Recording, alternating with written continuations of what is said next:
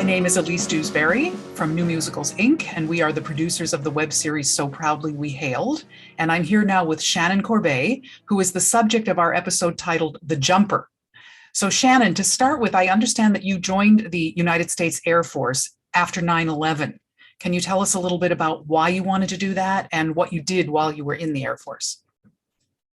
Yes, it was right as I was leaving high school. So I was a senior in high school when 9/11 happened.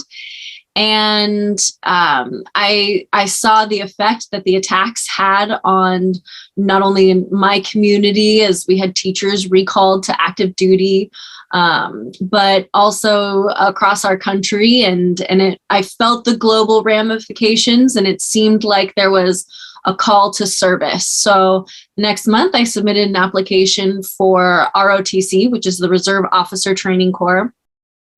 And I did ROTC. So I trained to be an officer while I went to college and got my undergraduate degree. And then after graduation, I commissioned as a second lieutenant and became an intelligence officer. So I served at Osan Air Base in the Republic of Korea and at the National Security Agency. Cool. Now, this episode in particular that you did for us, it centers around a period in your service when you were accepted into an elite jump school. Can you tell us a little bit about the process of deciding to do that and how that came about, and how perhaps having gone through that still affects you today, and therefore, why did you want to tell that story? It was something I was really proud of, because when I first joined the military, I think it was quite surprising for most people who knew me. I came from a theatrical background. While I had always loved sports, I was really someone who was at the time doing chorus and musical theater and plays, and knew that I wanted to pursue a career in the entertainment industry. So it was a pretty sharp 180, and one that I was not prepared for. So when I first started my training, I failed my first physical fitness test. That's how hard it was, and how much I had not anticipated how rigorous the training would be. And we had a really incredible female leader who was a senior at the time when I was a freshman. And she, on our very first day, was talking about some of the programs that are available and different opportunities. And one that she had gone to was called Free Fall. And so it's where cadets can earn their parachutist badge. And the training is so official that you continue to wear that badge on active duty. It's one of the few ones that you can earn as a cadet that is equal in caliber to what active duty officers and enlisted are receiving. So Free Fall was a program at the Air Force Academy, and they invite ROTC cadets who meet the requirements and who compete for slots to come over the summer after your freshman year and earn your parachutist badge by doing 5 unassisted jumps. So you're not doing a static line, you're not jumping tandem with an instructor, you jump out of the plane on your very first jump and you pull your own chute.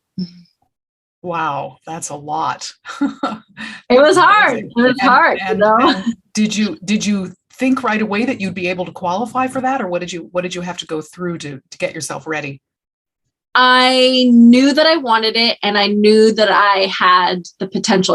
This was at a time where I felt very limitless, and anything was possible. I didn't realize how difficult it was going to be.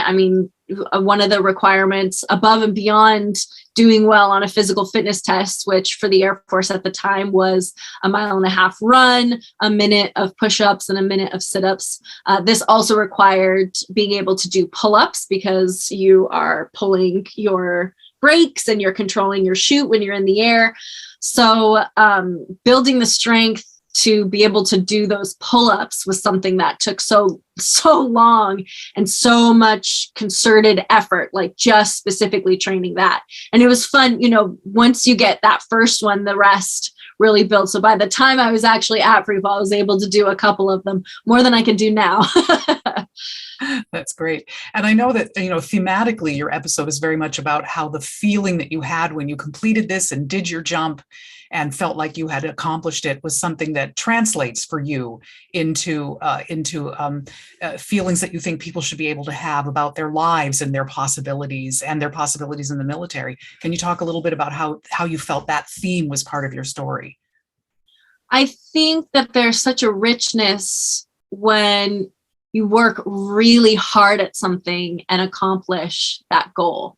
And that's true for any type of endeavor that we embark upon. But in this case, it also had the loftiness of being in the air, defying gravity, being in flight. And this is something that we use as metaphors all the time. Take the leap in the net will appear, a leap of faith, feeling like flying, free falling. All of these things evoke this feeling of something that humans can only get through our ingenuity, which is flight. And that was something that meant a lot to me, being in the Air Force, and this being my first real achievement that I had to work really hard for. Also, just the joy and the thrill of jumping out of a plane and gliding in the air, and really having to work so hard at something with such focus, and then achieving that goal was so profound for my confidence and for my self-belief. And it's something that I'm so grateful for, that opportunity and what it instilled in myself. That's wonderful. And I know, Shannon, that you now live in the LA area, and you are in fact pursuing a career as a director and a writer and an actor. And I want to read from your resume because it's very exciting. Most recently been seen on SEAL Team, The Rookie, and the feature film, The Knife. You've written and hosted hundreds of informational videos about military trivia for We Are the Mighty, where you worked as an executive editor and senior director of digital video production. Your content has reached tens of millions of viewers across the globe, and your drama feature, Every Reason, received an 8 on the Blacklist and was honored as a semifinalist at the AITAF Bridge Award for Screenwriting. Wow, lots of great stuff. Can you tell us a little bit about, for you, how writing in particular, perhaps about your military experiences, has been important to you? It's been something that has been such a focus for my healing after the military. Serving in wartime was very soul-sucking, I would say. And it's tragic how many lives were taken and destroyed, and how much sacrifice there is, not only for our troops and our military families, but also for the people in the countries that we're operating in. I mean, I really went into the military starry-eyed with these myths of heroes and this untrue pedestal, idealized version of what it would be, and realized how dark war is and how traumatic it is and how it breaks people and hurts people and traumatizes people. So something that has been important for me in my journey as a writer was, first of all, just synthesizing my own experiences and trying to understand what I had been through and how it had impacted me, and going from that feeling of limitless to feeling very broken and having my confidence shattered, and losing my resilience and my zest in so many ways.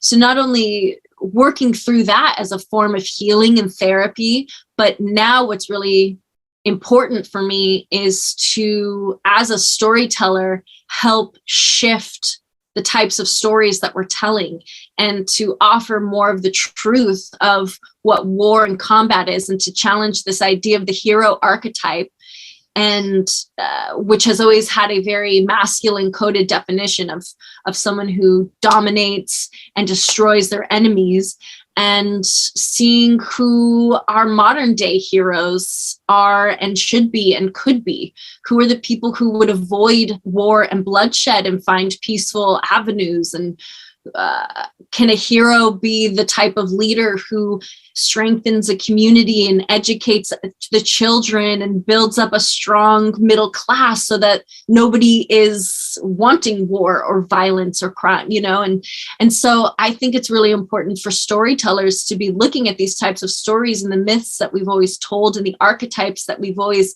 idolized, and start finding the ones that no longer serve us and exploring new types of protagonists and new types of heroes and new types of stories. Wonderful. That's a great idea, Shannon. I hope you continue to be a part of that journey. Now, in writing this, because this piece became a musical, that's a different element that gets added. Can you talk a little bit about what it was like working with your lyricist composer, Natalie Rebecca Lovejoy? What was it like, and how did it feel to add music to your story? Natalie is so talented, and it was so profound to have someone with her gifts and her talent and her skills and her experience she